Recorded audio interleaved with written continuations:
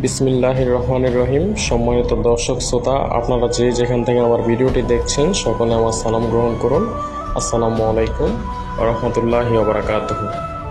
আজকের এই ভিডিওটি মূলত মানববন্ধনকে ঘিরে এবং বিভিন্ন জায়গায় আল্লাহর ওলিদের ওপর অত্যাচার, নির্যাতন, নিপীড়ন করা হচ্ছে এবং প্রতিনিয়তই আল্লাহর ওলিরা নির্যাতনের শিকার হচ্ছেন এবং তাদের মাজারগুলো বিভিন্ন জায়গায় ভেঙে ফেলা হচ্ছে এবং খানকাগুলোর ওপর আক্রমণ করা হচ্ছে।